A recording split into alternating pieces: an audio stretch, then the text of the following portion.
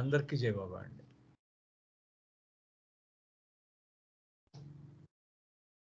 బాబా పోయినసారి మనం పుస్తకం చదువుకుంటూ ఉన్నాం. దాంట్లో తిరుచి గారు వాళ్ళును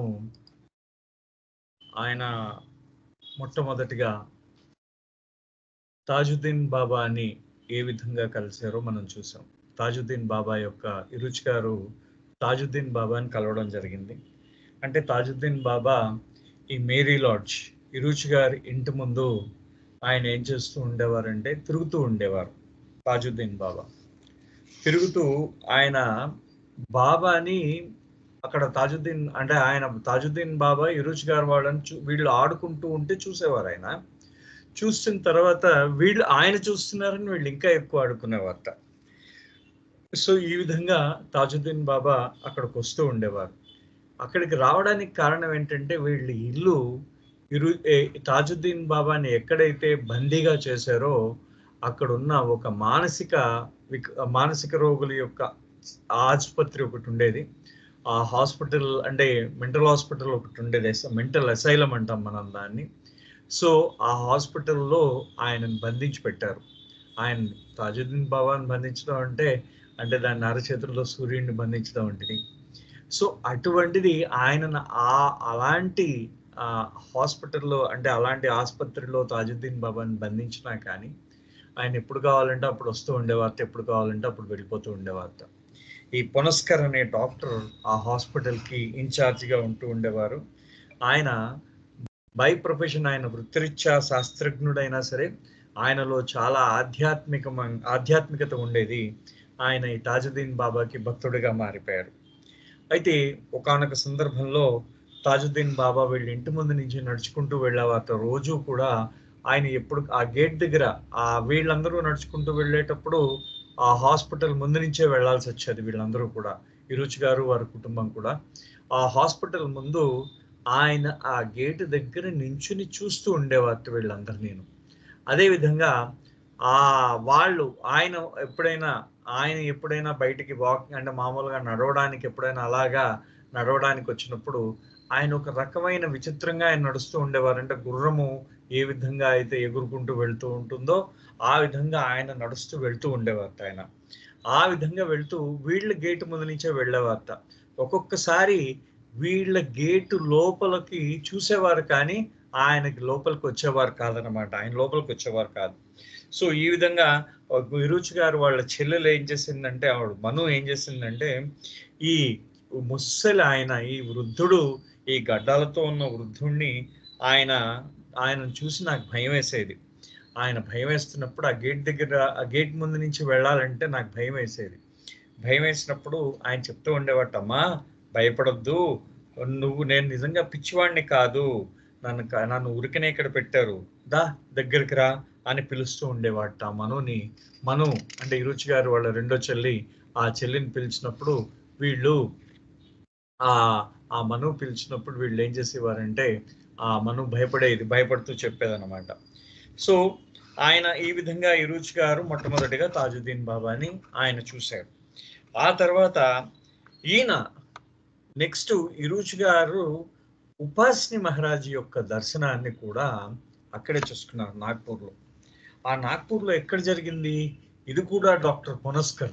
చూడండి ఇక్కడ ఆ ఇరుచిగా అంటే ఈ పునస్కర్ గారు తాజుద్దీన్ బాబాని ఉపాసిని మహారాజ్ని ఇద్దరిని ఆహ్వానించి ఆయన దగ్గర పెట్టుకుంటూ ఉండేవారు అన్నమాట. అంటే వాళ్ళ ఇంట్లో ఉపాసిని మహారాజ్ గారు ఈ డాక్టర్ పునస్కర్ గారి ఇంట్లో ఉంటూ ఉండేవారు. ఈ పునస్కర్ గారు ఏం చేసేవారంటే ఆయన ఎప్పుడు ఈ జసావాలా కుటుంబానికి ఒక నోట్ పంపిస్తూ ఉండేవారట. ఆయన అంటే ఈ కుటుంబం ఏదైతే ఉందో ఈ జసావాలా అంటే ఈ జసావాలా కుటుంబం ఎవరైతే ఉన్నారో వాళ్ళకి ఆయన ఉపాసిని మహారాజ్ వచ్చిన వెంటనే ఒక చీటీ పంపిస్తూ ఉండేవారు. ఆయన ఆ చీటీ పంపించినప్పుడు ఆ ఉపాసిని మహారాజ్ యొక్క దర్శనార్థం వీళ్ళందరూ ఈ ఇరుచి గారి కుటుంబం అంతా ఈ మేరీ లాడ్జ్ నుంచి వెళ్తూ ఉండేవారు. సో ఆయన ఒకసారి అన్నారన్నమాట, ఆయన ఈ విధంగా ఆయన ఏమన్నారంటే ఒకసారి ఇరుచి గారి వాళ్ళ చెల్లి ఏం చేసిందంటే ఆ జడలు వేసుకుని వెళ్ళింది. మనకి ఆడవాళ్ళకి 2 జడలు వేసుకోవడం అలవాటు కదా మనకి భారతదేశంలో. అలాగే 2 జడలు వేసుకుని వెళ్ళింది.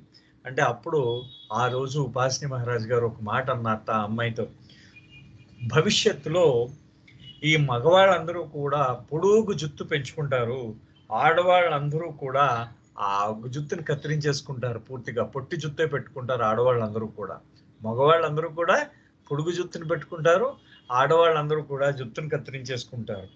ఆ ఆడవాళ్ళందరూ కూడా వాళ్ళ భుజాల మీద పొడుగు హ్యాండిల్ ఉన్న పెద్ద బ్యాగ్లు వేసుకుని తిరుగుతూ ఉంటారు. అంటే హ్యాండ్ బ్యాగ్స్ ఉన్నాయి కదా ఇప్పుడు, అలాంటి హ్యాండ్ బ్యాగ్స్, పొడుగ్గా ఉన్న హ్యాండ్ బ్యాగ్స్ ఉన్నాయి. ఆ హ్యాండ్ బ్యాగులు వేసుకుని తిరుగుతూ ఉంటారన్నమాట. సో ఈ విధంగా ఆయన ఆయన ఈ విధంగా ఏంటంటే ఈ జసావాలా ఫ్యామిలీలో ఆయన ఆ జసావాలా ఫ్యామిలీకి దర్శనం ఇస్తూ ఉండేవారు, ఉపాసిని మహారాజ్ గారు దర్శనం ఇస్తూ ఉండేవారు. సో ఇక్కడ దాకా మనం పోయిన వారం చదువుకున్నాం. So through this contact the master worked with all the members of Jasawala family. He knew their destiny and did his part to ready them for the unique fortune that was soon to unfold. అంటే ఆయనకు తెలుసు, ఆ గురువు గారికి తెలుసు, ఆ గురువు గారు ఏంటంటే జసావాలా గారికి, ఆయన ఉపాసిని మహారాజు గారికి తెలుసు ఏంటంటే వీళ్ళకి ఏదైతే Upasni Maharaj, it's not Tajuddin Baba. So Upasni Maharaj ఆయన ఉపాసిని మహారాజ్ యొక్క ఏదైతే ఆయన ఉపాసిని మహారాజ్ ఎప్పుడైతే ఆయన చెప్పారో ఆయనకి తెలుసు అన్నమాట వీళ్ళ భవిష్యత్ ఏ విధంగా ఉంటుంది, వీళ్ళు ఆ మెహర్ బాబా దగ్గరికి ఏ విధంగా వెళ్తారు అనేది ఆయనకి తెలుసు అన్నమాట, ఉపాసిని మహారాజ్ గారికి తెలుసు. సో కాబట్టి వాళ్ళ భవిష్యత్తు ఏంటో తెలుసు కాబట్టి ఆ భవిష్యత్తు మెహర్ బాబా దగ్గర ఏ విధంగా వికసిస్తుందో అనేది కూడా తెలుసు కాబట్టి ఉపాసిని మహారాజ్ వాళ్ళని దర్శనం ఇస్తూ ఉండేవారు. When Guy visited Upasni Maharaj, usually Iruch drove her and the girls there, but he would not go inside with them for the darshan. Although he knew that Upasni was Baba's master, this meant little to him. He was not interested in masters. He preferred to go play cricket with his friends, and only after his games were over would he come back to pick them up. Iruch's attitude was different from theirs. Why can't Maharaj come to Mary Lodge? Why should we have to go to him? Such was the arrogance of youth, preferring sports and games to time spent at the feet of the perfect master. Upasni Maharaj never visited Mary Lodge, but Iruch did have his darshan on occasions, and although he did not drawn into contact with him through any inner yearning, the link was there. It was further forged indirectly through the master's request in subsequent years that Iruch gave driving lessons to Godavari Mai's uncle. ఇక్కడ ఏం చేశారంటే ఈ ఉపాసిని మహారాజ్ గారిని ఆవిడ దర్శనం చేసుకుంటూ ఉండేది, పునస్కర్ గారి ఇంట్లో దర్శనం చేసుకుంటూ ఉండేవారు వీళ్ళు, ఈ జసావాలా కుటుంబం అంతా కూడా. ఆయన ఏం చేసేవాడు, ఇరుచ్ గారు వీళ్ళందరినీ, ఇరుచ్ గారే డ్రైవింగ్, ఆయన కారు ఉండేది ఆ రోజుల్లో, వాళ్ళకి కారు ఉండేది కదా, ఆయనే డ్రైవ్ చేసుకుంటూ వీళ్ళందరిని అక్కడ దింపేవాడు. దింపేసిన తర్వాత మళ్ళీ ఈయన ఏం చేసేవాడంటే ఈయన ఆడుకోవడానికి వెళ్ళిపోయేవాడు. ఆడుకోవడానికి వెళ్ళి ఈయన ఆటలు ఆడుకున్న తర్వాత మళ్ళీ తిరిగి వచ్చి అప్పుడు వీళ్ళందరినీ తీసుకెళ్లేవాడు. అంతేకాని ఆయన ఉపాసిని మహారాజ్ దర్శనార్థం వచ్చేవాడు కాదు. చూడండి ఇరుచి గారు చెప్తున్నారు. అంటే ఆయన అడిగేవాడు, ఆయన ఇరుచి గారు అడిగేవారట, ఉపాసిని మహారాజు, మనం ఉపాసిని మహారాజు దర్శనానికి ఎందుకు వెళ్ళాలి, ఆయనే మన ఇంటికి మేరీ లాడ్జ్ దగ్గరికి ఎందుకు రాకూడదు అని. అంటే ఆయన ఆ విధమైన ఆ యవ్వనంలో ఆ విధమైన ఎరగెన్స్ అంటారు ఇక్కడ చూడండి. ఆయన అంటే అది తలపొగరు కూడా కాదు, ఆ కొంచెం ఆ యవ్వనంలో కొంచెం చిన్న ఆ అహం ఉంటుందన్నమాట, ఆ దర్పం ఉంటుంది. ఆ దర్పంతో ఆయన అంటూ ఉండేవారు అని చెప్తూ ఉండేవారు. ఆయనే చెప్పుకున్నారు ఈ మాటని. ఆ దర్పంతో, ఆ విధమైన మదంతో నేను అనుకుంటూ ఉండేవాడిని. కానీ మహారాజు మాకు మెహర్ బాబాకి, అంటే తర్వాతి కాలంలో మేము మెహర్ బాబా దగ్గరికి వెళ్ళడానికి మహారాజ్ అప్పుడే మాకు ఆ బీజం వేశారనమాట, అప్పుడే మాకు బీజం వేయడం జరిగింది అని చెప్పేసి ఆయన అన్నారు. అదే విధంగా ఇంకొక మాట కూడా అంటారు ఏంటంటే, ఆయన మెహర్ బాబా యొక్క గురువు అయినా సరే ఇరుచ్ గారు, అప్పటికే ఇరుచ్ గారికి బాబా ఒకసారి వాళ్ళ ఇంటికి కూడా రావడం జరిగింది తర్వాత కాలంలో, అయితే అది ఇంకా ముందు వస్తుంది. ఆ కాలంలో వాళ్ళ బాబాకి గురువు గారు అయినా సరే ఇరుచ్ గారు వెళ్తూ ఉండేవారు కాదు ఉపాసిని మహారాజ్కి. మొత్తానికి గోదావరిమయ్య ఆయన్ని ఉపాసిని మహారాజ్ అది విరుచు గారిని ఏదో సర్ది చెప్పి బతిమాలి బామాలి రానన్నా అని చెప్పేసి ఒకసారి దర్శనానికి ఎప్పుడో ఒకసారి అప్పుడప్పుడు ఆయన దర్శనం చేసుకుంటూ ఉండేవాడు ఆ ఉపాసిని మహారాజ్. అంతేకాని ఇంకొక రెండో విషయం ఏంటంటే ఆయన తిరస్కరించేవాడు కాదు. ఆయన యొక్క గొప్పతనాన్ని తిరస్కరించడం అనేది లేదు, రుచి గారి దగ్గర లేదు. అంటే ఆయనకి ఏంటంటే వెళ్ళి ఆయన ఆడుకుంటూ ఉండేవాడు. వీళ్ళందరూ ఈ గురువులందరూ ఇంతే అన్నట్టు అదో రకమైన ఆ భావనలో ఉండేవాడు అనమాట. ఎప్పుడూ కూడా ఈ రుచి గారి దగ్గర తిరస్కారం లేదు, భగవంతుడి యందు తిరస్కారం లేదు ఆయనకి. Maharaj stayed in the suburbs at Dr. Panaskar's home, which was in an orchard. He heard that Upasni Maharaj had come, and so my mother and sisters and myself went there for his darshan. This is before Baba called us. అయితే ఈ పునస్కర్ గారి ఇల్లు ఊరికి దూరంగా అక్కడ ఒక తోట ఉండేది. ఆ తోటలో ఆయన ఇల్లు ఉండేది అన్నమాట. ఎవరిది? ఈ డాక్టర్ పునస్కర్ గారి ఇల్లు ఉండేది. ఆ ఇంటికి ఉపాసిని మహారాజ్ వస్తూ ఉండేవారు. ఆయన దర్శనార్థం ఈయన అక్కడికి తీసుకెళ్తూ ఉండేవారు. ఇది బాబా రాకముందు విషయం చెప్తున్నారు. బాబాతో మా యొక్క సంపర్కానికి ముందు మేము చెప్తున్నాం ఈ విషయాన్ని అంటున్నారు ఆయన. So there was some conversation and Maharaj casually asked my mother, so you must have toured a lot of places, have you seen the river Godavari? ఆయన ఈ విధంగా అన్నట్టు, నువ్వు ఇప్పటిదాకా చాలా ఊళ్ళు తిరిగేవమ్మా, నువ్వు గోదావరి నదిని చూసేవా అని అడిగారట ఆయన. అంటే my mother said, why Maharaj, how interesting that you ask, as just the other day we were talking about Godavari river. We had just been to Nasik and yet we were not able to see the Godavari. ఎందుకు మహారాజ్ అడిగారు? మేము నిన్ననే గోదావరి నది గురించి నిన్ననే ఈ మధ్యనే నిన్ననే మాట్లాడుకుంటూ ఉన్నాం. ఈ గోదావరి నది గురించి. ఈ మధ్యనే మేము ఆ నాసిక్ నుంచి కూడా మేము తిరిగి వచ్చాం, కానీ గోదావరి నదిని దర్శనం చేసుకోలేదు అందిట ఆవిడ. అనేసరికి Maharaj replied, why, you haven't seen the Godavari? He was sitting there chatting with us in a casual way, just like a member of the family. Then he turned and said, oh, hey, Mandali. This was the way he called the woman Mandali. He said, these people are family, so come over here and sit with us. ఆయన మాట్లాడుతున్నట్టు అలాగా ఒక సాధారణంగా మన కుటుంబ సభ్యులే విధంగా మాట్లాడుకుంటూ ఉంటారో ఆ విధంగా మాట్లాడుకుంటున్నారు అనమాట. మాట్లాడుతూ అంటే గోదావరి నది చూడలేదా? అయ్యో అన్నాడు అనమాట ఆయన. అయ్యో ఇప్పటిదాకా మీరు గోదావరిని చూడలేదా అన్నారు. అంటే చూడండి, ఆయన నది గురించి చెప్తున్నారా, గోదావరి మాయ గురించి చెప్తున్నారా అనేది ఇప్పుడు తెలుస్తుంది అనమాట. అది ఆ విధంగా గోదావరిని చూడలేదా అన్నట్ట అని అక్కడ తన స్త్రీ మండలి ఎప్పుడు దూరంగా ఉంటుంది ఉపాసిని మహారాజ్కి. మండలి వారు ఇలా రండి అని పిలిచారనమాట ఉపాసిని మహారాజ్. ఆ మండలి వారు ఇలా రండి అని చెప్పేసి పిలిచారు. ఆయన పిలిచేసరికి ఆ దూరంగా ఉన్న అంటే తన కుటుంబ సభ్యులతో, వీళ్ళందరూ మనవాళ్లే, మన కుటుంబంలో సభ్యులే అన్నారు ఉపాసిని మహారాజ్ వాళ్ళతో. వీళ్ళందరూ మన కుటుంబంలో సభ్యులే, ఓ ఇలా రండి, వీళ్ళందరూ కూడా మన కుటుంబం సభ్యులే, వీళ్ళతో పాటు కూర్చోండి అన్నారు. ఆ స్త్రీ మండలి వచ్చారు. Godavari now came forward and she was standing before Maharaj. He turned to my mother and said, there you are, you haven't seen Godavari yet. Well, here she is. ఆయన గోదావరి నది గురించి అడిగారు. ముందుగా గోదావరి నది గురించి అడిగి తర్వాత ఏం చేశారంటే ఆ నది గురించి చెప్తూ ఆయన ఏం చేశారు, ఇదిగో అని చెప్పేసి ఆ గోదావరి మాయ ముందుకు వచ్చింది అనమాట. ఆవిడ వస్తే ఈవిడే గోదావరి అని పరిచయం చేశారట. గోదావరి నది గురించి అడిగి గోదావరి మాయని పరిచయం చేశారు. My mother got up and immediately started to bow down. Godavari Maya stopped her saying, what are you doing? Please, aren't you old? అంటే ఈ వెంటనే గాయమై లేచిపోయారు అనమాట. ఈరోజు గారు తల్లి గారు లేచి ఆ గోదావరి మాయకి నమస్కారం చేస్తూ ఉంటే వద్దమ్మా అన్నారనమాట ఆయన. గోదావరి మాయ ఆపేసారట, గైమైనా ఆపేసి వద్దమ్మా అని చెప్పి, ఏం చేస్తున్నారు మీరు నాకన్నా పెద్దవారు కదా అని చెప్పేసి గోదావరి మాయ అందిట. Then my mother turned her attention to Maharaj. Well, you love her and she loves you. You love us and we love you. So why not bow down? Such was the familiarity between Maharaj and our family. అంటే ఆవిడ అందిట, ఆవిడ Godavari my అంటే గోదావరి మైని మీరు ప్రేమిస్తారు, మిమ్మల్ని Godavari my ప్రేమిస్తుంది, మేము మిమ్మల్ని ప్రేమిస్తాము, మీరు మమ్మల్ని ప్రేమిస్తున్నారు. సో మనందరం ఒకరి మధ్య ఎందుకు మేము మీకు దండం పెడుతున్నప్పుడు గోదావరి మాయకి కూడా మేము దండం పెడుతున్నాము అని ఇది మన అది ఆ విధమైన పరిచయం. ఇది మాకు ఉపాసనీ మహారాజ్కి మధ్యనున్న పరిచయం సుమా, మా మధ్యనున్న స్నేహము అని చెప్పేసి రుచి గారు అంటున్నారు. అంటే ఫెమిలియారిటీ, అంటే వాళ్ళకి మాకు మధ్యనున్న చనువు ఏ విధంగా ఉంది, ఆ ఫెమిలియర్ గా చనువు ఏ విధంగా ఉంటున్నది, ఉపాసనీ మహారాజ్కి మా కుటుంబానికి మధ్య గల చనువు ఏ విధైతే ఉందో అది ఈ విధంగా ఉన్నది సుమా అని తెలియజేస్తుంది అన్నమాట ఆవిడ.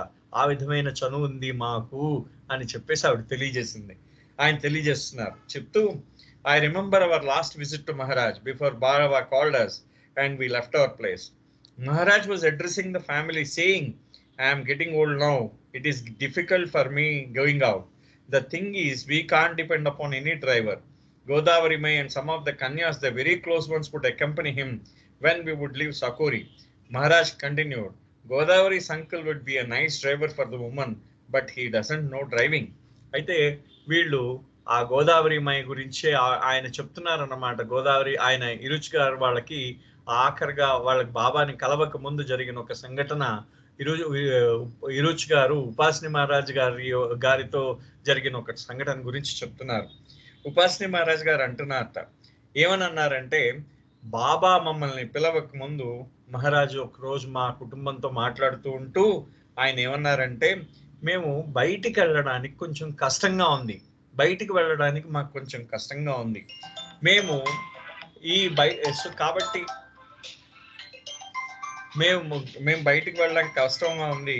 అందులో ఈ కన్యలని అప్పుడు గోదావరి మై, ఇప్పుడు మీకు మనం ఒకసారి నేను ఎప్పుడో లాస్ట్ ఇయర్ మేము సాకరీలో ఇంటర్వ్యూ చేయడం జరిగింది ఒక 4-5 సంవత్సరాల క్రితం. ఇప్పటికీ అంటే ఆ ఉపాసనీ మహారాజ్ 1940లో ఒక కన్యలు ఎవరైతే, అంటే కన్యలని వీళ్ళందరూ ఉపాసనీ మహారాజ్ ఏం చేసేవారంటే అందరినీ వివాహం చేసుకున్నారు, ఆధ్యాత్మికంగా వివాహం చేసుకున్నారు. అప్పుడు కేసు కూడా అయింది ఉపాసనీ మహారాజ్ మీద. అయితే ఈ కన్యలందరూ కూడా అక్కడే ఉన్నారు, ఇక్కడ సాకోరి ఆశ్రమంలో ఉన్నారు, ఇప్పటికీ ఉన్నారు, స్టిల్ ఉన్నారు, ఇప్పటికీ ఉన్నారనమాట. ఈ కన్యలు అందరూ ఎవరిని వేరే వాళ్ళని మగవాళ్ళని చూడరు, వాళ్ళు మగవాళ్ళని చూడరు, మగవాళ్ళతో మాట్లాడరు, వాళ్ళ పని వాళ్ళు చేసుకుంటూ వెళ్ళిపోతారనమాట. అంటే వాళ్ళు ఎవరిని చూడరు అసలు. అంటే వాళ్ళు ఉపాసనీ మహారాజ్ని, ఆ దత్తాత్రేయుడి దర్శనం, ఆ ఈశ్వరుడు దర్శనం చేసుకుంటారు అక్కడ. సో ఈ విధంగా ఇది జరుగుతూ ఉండేది అక్కడ. సో ఈ కన్యలందరినీ కూడా వాళ్ళు బయటికి తీసుకువెళ్ళాలంటే ఎవరైనా బయట వాళ్ళని డ్రైవర్గా పెడితే కొంచెం కష్టం అన్నమాట. అందులో వాళ్ళకి కొంచెం మడి ఆచారం ఎక్కువ. సో వాళ్ళకి కష్టం కాబట్టి అందుకనే ఉపాసనీ మహారాజ్ ఏం చెప్పారంటే, అంటే గోదావరి మై యొక్క మేనమా ఉన్నాడు ఒక ఆయన డ్రైవింగ్ నేర్పిస్తే, మీ వాడు ఇరుచు డ్రైవింగ్ నేర్పిస్తే మా కన్యలందరినీ బయటికి తీసుకువెళ్ళడానికి ఉపయోగంగా ఉంటుంది అని అన్నాడు అనమాట ఆయన. ఉపాసనీ మహారాజ్ ఇరుచు గారికి చెప్పారట. చెప్తే, changing the subject, Maharaj said, I feel very cold in winter and all the protection I have is nothing but the gunny sack. My sister Mehru was very bold, so she replied, Maharaj, I know knitting. I will knit a nice jacket for you. No, I don't wear wool. Am I a sheep to wear the wool like that? No. Well, I would knit a jacket out of sutli. అంటే వెంటనే ఆయన మాట మార్చేశారు మహారాజ్. మా Godavari my యొక్క మామయ్యకి మీరు driving నేర్పించండి అన్నారు. అనేసి వెంటనే మాట మార్చేస్తారు. మాట మార్చి ఏమన్నారట, ఒక్కొక్కసారి నాకు ఈ చలికాలంలో చాలా చలేస్తూ ఉంటుంది, నాకు ఏ విధమైన రక్షణ లేదు. ఆయన ఎప్పుడూ ఒక గోను సంచి చుట్టుకుంటూ ఉండేవారు. మనకందరికీ చూసాం, ఉపాసనీ మహారాజ్ ఫొటోస్ చూసాం, ఆయన గోను సంచి చుట్టుకుంటూ ఉండేవారు. ఆయన ఈ గోను సంచి మాత్రమే నేను ధరిస్తూ ఉంటున్నాను. అయితే ఆయన ఈ విధంగా చెప్తున్నారు అనమాట. చెప్తూ ఉంటే ఇరుచు గారు రెండో చెల్లెలు అయిన మెహ్రూ లేచి ఏమంది, ఆవిడ కొంచెం ధైర్యవంతురాలు, మహారాజ్ నాకు నిట్టింగ్ అంటే అల్లడం తెలుసు, అల్లిక నాకు బాగా తెలుసు, మీకోసం మంచి స్వెటర్ అల్లి పెడతాను, ఒక మంచి జాకెట్, ఒక మంచి స్వెటర్ అల్లి పెడతాను, చలికి మిమ్మల్ని చలి నుంచి కాపాడే ఒక స్వెటర్ మీకు అల్లి పెడతాను అని చెప్పేసి ఆవిడందిట. అనిన తర్వాత, no I don't wear wool, నేను వూల్ వేసుకోను. అంటే వూల్ అంటే తెలుసు కదా మనకి, అంటే మనం ఈ చలికి వేసుకుంటాం అన్నమాట, ఆ ఉన్ని నేను వేసుకోను అన్నారు. ఉపాసనీ మహారాజ్ ఓన్లీ ఆయన గోనె సంచి మాత్రమే ధరించేవారు. ఆ గోనె సంచి కూడా పురుకోస్ అంటాం మనం దాన్ని, సుత్లీ అని అంటాం, దాంట్లో జూట్, ఆ జూట్ ఆ జూట్ తో చేసిందే మనం పాత కాలంలో ఈ బ్యాగ్స్ ఉండే జనపనారతో చేసిన రైస్ బ్యాగ్స్ ఉండేవి. మీరందరూ వాటిని చూసే ఉంటారు. బ్రౌన్ కలర్ లో జనపనారతో చేసిన బియ్యం సంచులు ఉండేవి అనమాట. ఆ బియ్యం సంచుల్లో ఆ ఒక సైడ్ ని కట్ చేసి ఉపాసిని మహారాజ్ ఒక లుంగీ లాగా ఆయన చుట్టుకునేవారు. ఆయన ఆయన గుండెల దాకా దాన్ని చుట్టుకుని ఉండేవారు అనమాట. దాన్నే మనం జనపనార అంటాం, గోగునార అని కూడా అంటాం అనమాట. సో ఈ జనపనారతో ఉన్న ఏవైతే బియ్యం సంచులను ఆయన చుట్టుకుంటే నేను అది మాత్రమే వేస్తానన్నారు. ఆ జనపనారతో చేసిందే మనం పురుకోస్ చేస్తాం అనమాట. ఆ పురుకోస్ దారాన్ని ఆ పురుకోస్ తోనే నేను తయారు చేసి ఇస్తాను మీకు స్వెటరు అని చెప్పేసి ఆ అమ్మాయి అంది. ఎవరు? మన ఆ ఇరుచ్ గారు వాళ్ళ చెల్లెలండి. అంటే యునో అంటే అప్పుడు అందిట ఆవిడ. అంటే I think it is called jute or hemp fibre in English. Gunny sacks are made from it. We are laughing at the notion of a knitting with jute because, unlike wool, it has no elasticity. Would you do that for me? The Maharaj asked. Yes, I'll do that for you. Then see my size. Mehrus measured his shoulders and asked him, do you want short or long sleeves? Better long sleeves in old age, and I can always roll up the sleeves if they are not wanted. I should weave your socks. Don't you feel the cold there? Yes, that is a good idea. ఆయన ఆయన ఉపాసిని మహారాజ్ అడిగారు అనమాట, చేసిస్తావా అన్నారు. అమ్మ నేను ఉన్ని వేసుకోను, నాకు ఈ నారతో చేసిన ఒక స్వెటర్ చేసి అంటే నేను చేసిస్తాను. మిగతా వాళ్ళందరూ నవ్వేస్తా. ఎందుకంటే ఆ ఉన్ని సాగినట్టు ఈ జనపనార సాగదనమాట, దానికి సాగుడు గుణం ఉండదు. సో వీళ్ళందరూ అన్నట్టు ఆ సాగే గుణం ఉండదు దానికి అని చెప్పేసి అనుకున్నారనమాట. అయితే అప్పుడు కానీ ఆయన ఉపాసిని మహారాజ్ ఏదో మామూలుగా జోక్ చేశారని వీళ్ళందరూ అనుకున్నారు. కానీ ఆయన చాలా సీరియస్ గా ఆవిడ మెహరు సమాధానం ఇచ్చేసరికి, నిజంగా నువ్వు నాకు అల్లి పెడతావా, స్వెటర్ అల్లి పెడతావా అన్నారు ఉపాసిని మహారాజ్. ఖచ్చితంగా అల్లి పెడతాను మహారాజ్ అందిట. అలాంటప్పుడు నా కొలతలు తీసుకో అన్నారు మహారాజ్. ఆవిడ ఆ మెహరు ఏం చేసిందంటే ఉపాసిని మహారాజ్ యొక్క కొలతలు తీసుకుందనమాట ఆ అమ్మాయి. ఆ అమ్మాయి తీసుకుంటూ, మహారాజ్ మీకు పొడుగు చేతులు కావాలా పొట్టి చేతులు కావాలా అని అడిగింది అనమాట. అడిగేసరికి ఉపాసిని మహారాజ్ అన్నారట, లేదమ్మా నాకు పొడుగు చేతులే పెట్టు, అవసరం ఉన్నప్పుడు దాన్ని మడుచుకుంటా నా చేతుల్ని అని చెప్పేసి అన్నారట ఆయన. సో అదే విధంగా అప్పుడు ఆ సమయంలో అందుట, మహారాజ్ మీకు సాక్సులు కూడా మీకు చేసిస్తాను, అది మీకు బాగా చలిగా ఉంటుంది కదా, మీకు అక్కడ బాగా చలిగా ఉంటుంది, మీకు కాళ్ళు కూడా చల్లబడవు, సాక్సులు కూడా చేసిస్తాను అని చెప్పేసి ఆ అమ్మాయి అందిట. We had darshan and went home. The next day, Godavari uncle came to our place. My mother was home. I had gone to college. Mama means uncle. What is the matter? Why have you come here? Maharaj has sent me to contact that fat boy. He is your son. Yes, he is my son. What is it? Maharaj wants him to teach me driving. I will tell him, come tomorrow and fix the time with him. ఆవిడ ఏం చేసింది, మర్నాడు వీళ్ళ ఇంటికి వెళ్ళిపోయారు. ఆ రోజు దర్శనం చేసుకుని మర్నాడు ఈ గోదావరి మాయ తాలూకు మామయ్య వచ్చారనమాట. ఆయనను కూడా వీళ్ళందరూ మామ అని పిలిచేవారు, గైమయ్య గారు. మామ మీరెందుకు వచ్చారు అని అడిగారు ఆయన. ఎవరు? గైమయ్య అడిగిందనమాట ఆయనని, గోదావరి మాయ వాళ్ళ మామయ్యతో.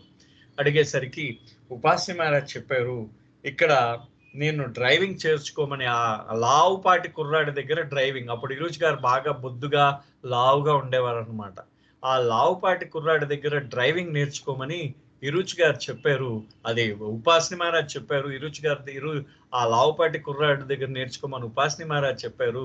ఆ లావుపాటి కుర్రవాడు మీ అబ్బాయేనా అని అంటే, అవును మా అబ్బాయే, ఆ అబ్బాయి కాలేజ్కి వెళ్ళాడు, రేపు రండి, రేపు ఉదయం రండి, వచ్చి అతను ఏ సమయంలో మీకు నేర్పిస్తాడో రేపు తెలుసుకోండి, రేపు ఉదయం వచ్చి అని చెప్పేసి గైమై ఆయనను పంపించేసింది అనమాట. ఆయనకి చెప్పింది. I still remember having taught him driving before I came to Baba and through my father contact securing him a license. ఇరుచ్ గారు అంటున్నారనమాట, నేను ఇంకా గుర్తుంది, నాకు అతనికి నేను డ్రైవింగ్ నేర్పించడం నాకు ఇంకా గుర్తుంది. ఆ డ్రైవింగ్ చేయించిన తర్వాత మా నాన్నగారి యొక్క తెలిసిన వాళ్ళ ద్వారా నేను అతనికి లైసెన్స్ కూడా ఇప్పించడం జరిగింది అన్నారు ఇరుచ్ గారు అంటూ. While we were staying in Bangalore, my sister finally finished the knitting of the jacket and socks. But it struck me, what about his head when he goes out in the sun? Baba was sending me out on must hunts at that time. I remembered having seen this gold miner wearing woven baskets for protection. They were not thin straw hats, but very strong and stiff because they have to carry loads of earth within which are gold particles on their heads. I thought of Maharaj. If I could get a couple of these hats and my sister could put a lining, it would be wonderful for him. She did put in the lining, and I packed the parcel and sent it, but I don't know what happened after that. ఆవిడ వీళ్ళు మనకి బాగా ఇక్కడ ఇరుచ్ గారు చెప్తున్నారనమాట. వీళ్ళు బాబా దగ్గరికి వెళ్ళిపోయారు. ఎప్పుడు వెళ్ళారు? ఇరుచ్ గారు వెళ్ళింది August 1st of 1938లో వెళ్ళారు బాబా దగ్గరికి, 38. ఆ తర్వాత కొద్ది రోజులకి ఈయన కూడా వచ్చేసారు. జనవరి ఫిబ్రవరి నెలకి ఈయన కూడా వెళ్ళిపోయాడు. జసావాలా గారు వాళ్ళ కుటుంబం అంతా వెళ్ళిపోయింది. వెళ్ళిపోయిన తర్వాత బాబా వీళ్ళందరూ కలిసి 1939లో ఎక్కడికి వెళ్ళారు మనకు బాగా గుర్తు, బైరమంగళ వెళ్ళిపోయారు మొత్తం అందరం. అంటే బెంగళూరుకి షిఫ్ట్ చేస్తారు. 6 months బెంగళూరులో ఉన్నారు బాబా. ఎక్కడ? లింక్స్ బంగ్లాలో ఉన్నారు. మనకి అప్పుడు మనం చూసాం కూడా, లింక్స్ బంగ్లా గురించి మనం చూసాం. ఆ లింక్స్ బంగ్లాలో ఉన్నప్పుడు ఆ లింక్స్ బంగ్లాలో ఉన్నప్పుడు ఇరుచ్ గారు ఈ మన ఇరుచ్ గారి చెల్లెలైన మెహరు ఏం చేసిందంటే ఉపాసిని మహారాజ్కి ఆవిడ అల్లిందనమాట. మొత్తం అంతా కలిసి అల్లింది ఆవిడ. ఆ అల్లిన తర్వాత సాక్స్లు కూడా అల్లిందిట. ఆయనకి పెద్దగా ఆయన స్వెటర్ లాంటిది కూడా అల్లింది. దీంతో ఆ నారతో అల్లింది ఆ అమ్మాయి. అల్లిన తర్వాత ఏం చేశారంటే ఆయన ఇరుచ్ గారు మరి ఉపాసిని మహారాజ్ తలకి ఏ విధమైన ఆయనకి రక్షణ ఏ విధంగా ఉంటుంది, చలికాలంలో తలకి రక్షణ ఏ విధంగా ఇవ్వాలి అని ఆలోచించి ఆయన బాబాతో మస్తుల కార్యక్రమంలో వెళ్తున్నప్పుడు ఈ బంగారాన్ని వెలికి తీసే ఈ గోల్డ్ మైనర్స్ అన్నమాట. ఈ మైనర్ ఎవరైతే ఉంటారంటే బంగారాన్ని వెలికి తీసే వాళ్ళు అన్నమాట. వాళ్ళు గని తవ్వేవాళ్ళు, బంగారం గనిలో పనిచేసేవాడు. ఆ గని తవ్వుతూ వాళ్ళు తల మీద ఒక రకమైన టోపీని పెట్టుకునేవారు. అది మనం చూసారా, మనకి ఇలా రౌండ్ హ్యాట్ ఉంటుంది. ఆ రోజుల్లో మనం దాన్ని ఏమంటారు, తాటి రేకులతో తయారు చేసి ఉండేది. తాటి రేకులతో తయారు చేస్తారు దాన్ని. ఎందుకంటే దాంట్లోంచి ఆ మట్టి జారిపోకుండా తాటి రేకులతో దగ్గర అల్లికతో ఉండేది. అది ఆ విధమైన టోపీలను వాడేవారు. ఆ టోపీ మీద ఏం చేయమన్నా తిరుచ్ గారు ఆ టోపీలు తీసుకొచ్చి ఇచ్చారు తన చెల్లెలకి. ఈ టోపీ మీద ఇప్పుడు నువ్వు తీసుకొచ్చిన జనపనారని ఒక లేయర్ కింద అంటో దానిపైన పొరలాగా జనపనారకి ఆ జనపనార అది అల్లిన తర్వాత అది జనపనారతో చేసిన టోపీలాగా ఉపాసిని మహారాజ్కి తలకి చలి కలిగించకుండా ఉంటుంది అని చెప్పేసి అన్నారు తిరుచ్ గారు. అనేసరికి ఆ విధంగా వాళ్ళు అల్లారట. అల్లిన తర్వాత అది ఉపాసిని మహారాజ్ గారికి పంపించడం జరిగింది. పంపించిన తర్వాత అది ఏమయ్యాయో మాకు తెలియదు, దాని గురించి మాకు తెలియదు. కానీ ఉపాసిని మహారాజ్ గారికి ఇరుచ్ గారి యొక్క చెల్లెల ద్వారా, ఆయన సోదరి ద్వారా ఆయన స్వెటరు ఆయనకి స్వెటరు, ఒక టోపీ, సాక్సులు 3 అల్లి పంపించింది ఇరుచ్ గారి చెల్లెలు ఉపాసిని మహారాజ్ గారికి. అంటే చూడండి వీళ్ళ ఆ కాంటాక్ట్స్, ముందు వాళ్ళతో ఉన్న కాంటాక్ట్స్ చూడండి. అంటే ఆ సద్గురువులతో ఉన్న ఆ సంబంధం మనం తెలుస్తూ ఉంటుంది. అంటే బాబా యొక్క మండలికి. Bairam Shah, like Kiruch, was not interested in running after masters, and often his wife visits to Upasni Maharaj were without his knowledge. For although on his own he had no desire to have contacts with these masters, whose ways are quite strange and unpredictable, he could not shake off the link. When the time is right, there is no way out. అయినా బైరం షా ఇరుచ్ గారు లాగే, అంటే తండ్రి గారు లాగే కొడుకు. అంటే ఆయన ఇరుచ్ లాగే బైరం షా కూడా గురువుల వెనకాతలు పరిగెట్టేవాడు కాదు ఆయన ఎప్పుడు కూడా. కానీ ఉపాసిని మహారాజ్ యొక్క దర్శనార్థం ఇరుచ్ గారు తల్లి అయిన గైమయ్య గారు వెళ్తూ ఉండేవారు. అయితే కూడా ఏ విధంగా వెళ్తూ ఉండేవారు? ఆవిడకి చెప్పేదన్నమాట, ఎప్పుడో ఓసారి చెప్పేది, కానీ వెళ్తున్న ప్రతిసారి చెప్పేది కాదు. ఎందుకు కూడా మనకు వస్తుంది తర్వాత. ఆ ఉపాసిని మహారాజ్ గారికి ఆయనకి తన భర్తకి తెలియకుండా వెళ్తూ ఉండేది గైమయ్య గారు.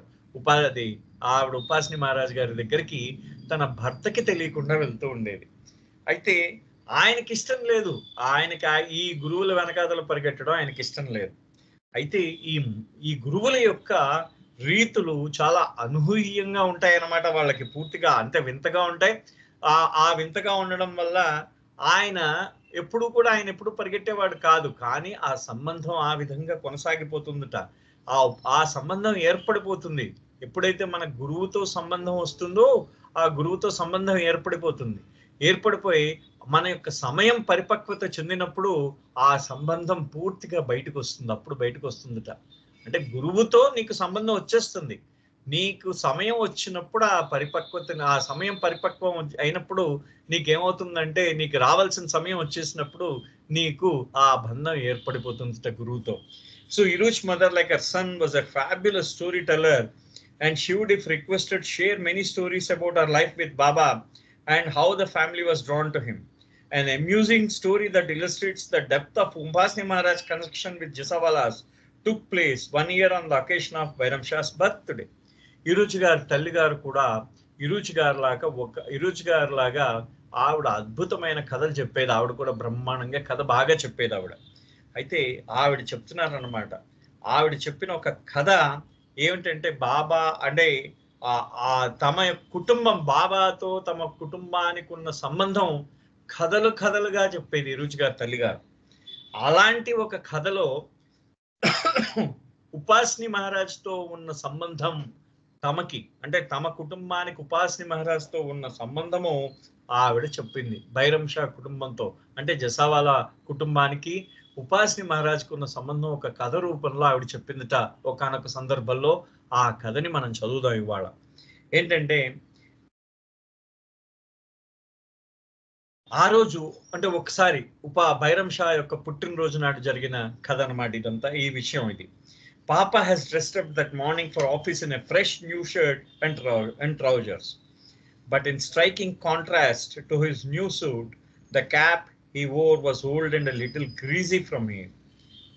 So a little greasy from where?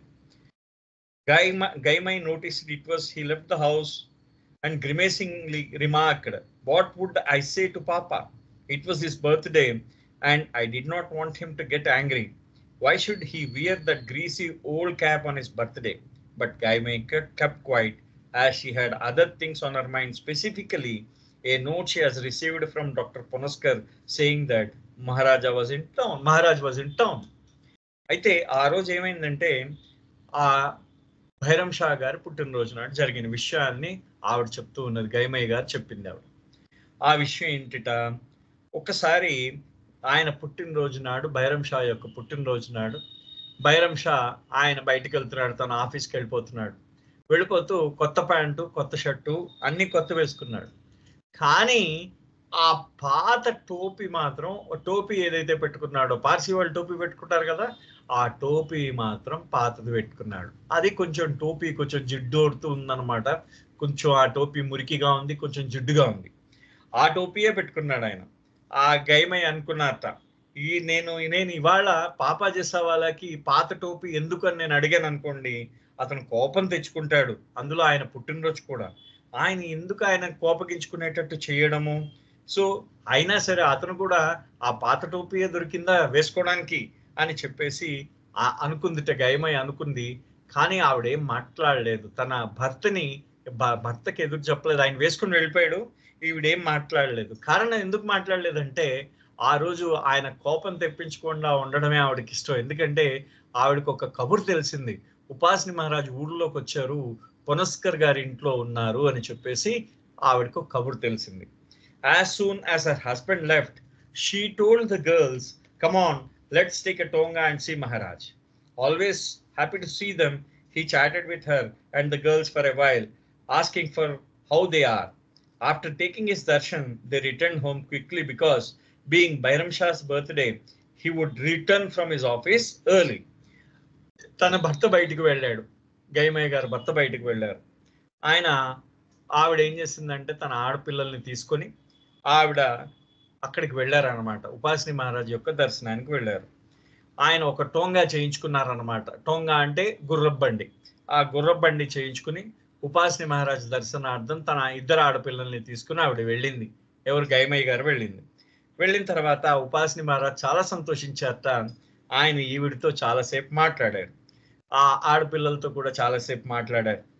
ఎలా ఉన్నారు ఏమిటని ప్రశ్నలు వేసిన తర్వాత ఆయన ఏదో కొద్దిసేపు మాట్లాడిన తర్వాత ఆయన దర్శనం చేసుకుని వాళ్ళు ఇంటికి వెళ్ళిపోవాలి అనుకున్నారనమాట. ఇంటికి వెళ్ళిపోవాలనుకున్నారు. ఎందుకంటే ఆ రోజు బైరం షా యొక్క పుట్టినరోజు.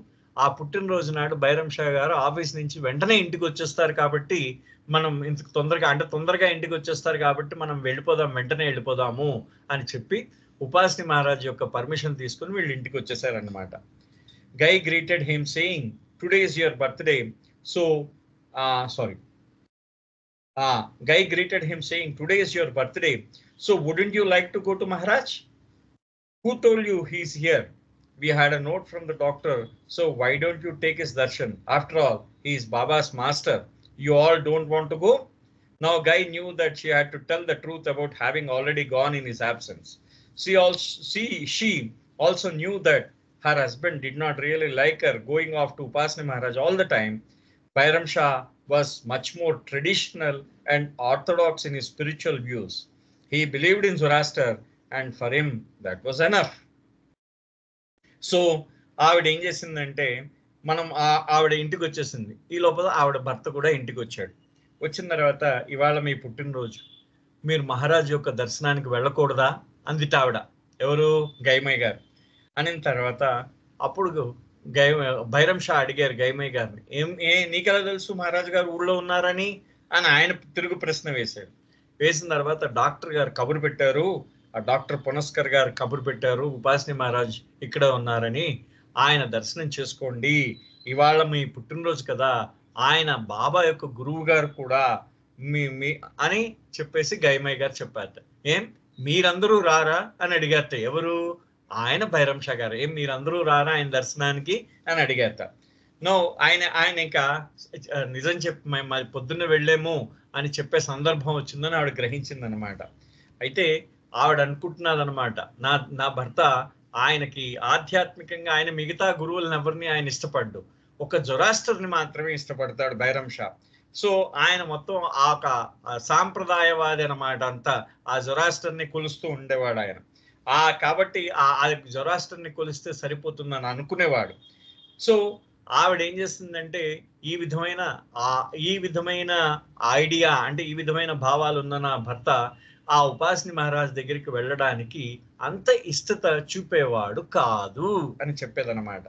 సో ఆవిడ she told her husband, "We already went for darshan because it is your birthday. Why should I go if you have already gone? It is a waste of petrol. What is the need?" But Gaimai coaxed him gently, saying how good it would be for him. What is the harm? And you should go get Maharaj blessings, especially today. చూడండి ఆవిడ ఏమందంటే, మహారాజ్ దగ్గరికి ఆయన ఉపాసిని మేము పొద్దున్నే వెళ్ళొచ్చామండి అని చెప్పేసి గైమయ్య గారు భైరం షా గారితో తన భర్తతో చెప్పింది. అంటే మీరు ఆల్రెడీ వెళ్ళిన తర్వాత మళ్ళీ నేను వెళ్ళడం ఎందుకు అన్నాడు అనమాట ఈయన. మీరు వెళ్ళారు కదా, దర్శనం చేసుకున్నారు కదా, మళ్ళీ నేను వెళ్ళడం ఎందుకు అన్నాడు అనమాట. పెట్రోల్ కూడా దండగా అన్నట్టు ఆయన. అంటే అప్పుడు గైమయ్య గారు మెల్లిగా ఆయన్ని మృదువుగా సముదాయిస్తూ చెప్పిందనమాట, అది కాదు, అది మీకే, మీరు ఇవాళ మీ పుట్టినరోజు నాడు ఆయన దర్శనం చేసుకోవడం ఎంతో మంచి చేస్తుంది అని, అందులో ముఖ్యంగా మీ పుట్టినరోజు నాడు ఆయన ఆశీర్వాదం తీసుకోవడంలో నష్టమైంది అని చెప్పేసి ఆవిడ అందిట.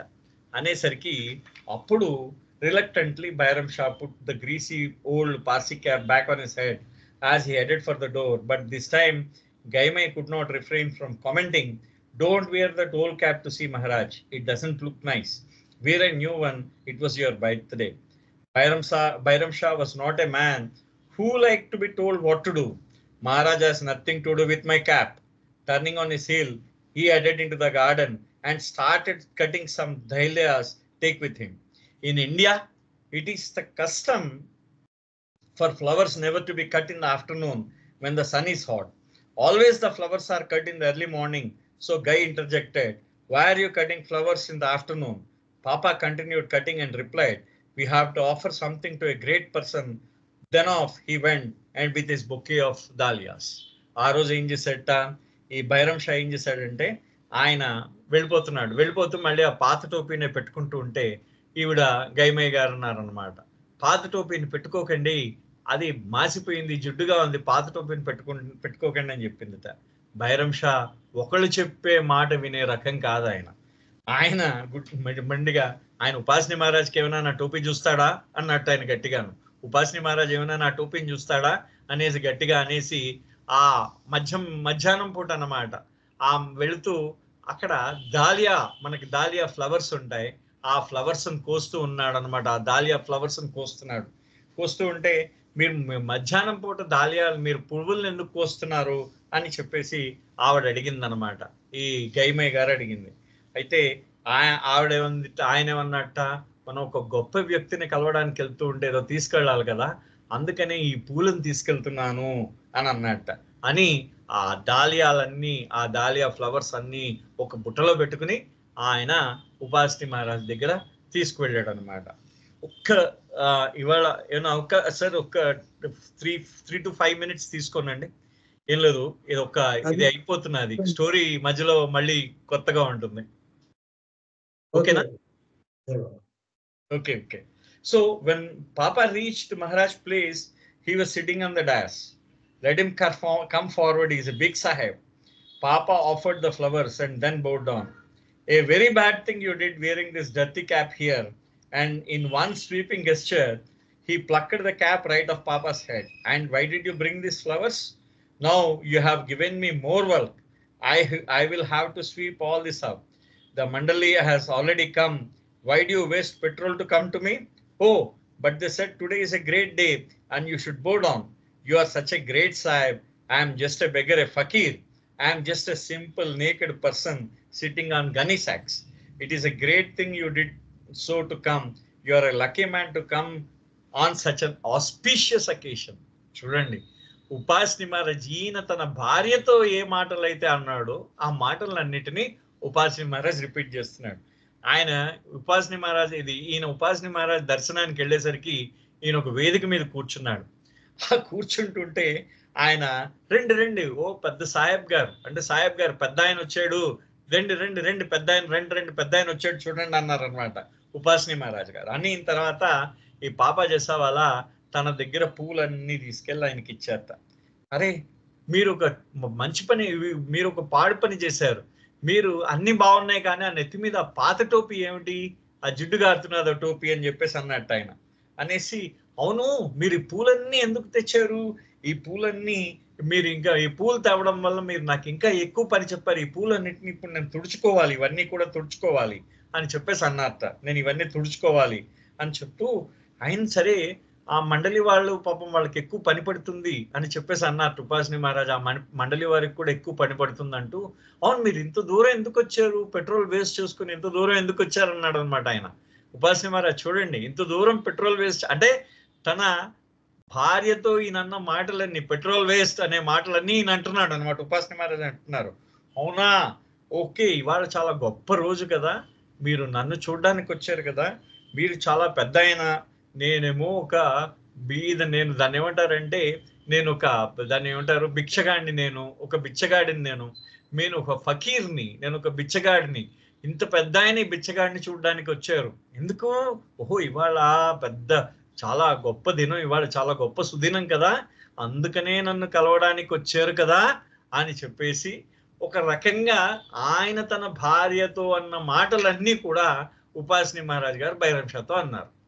అనిన తర్వాత Papa's jaw dropped at hearing this, but he said nothing. Ringing in his ears were not only his own words that he has blurted out to Guy before leaving home, but her advice as well.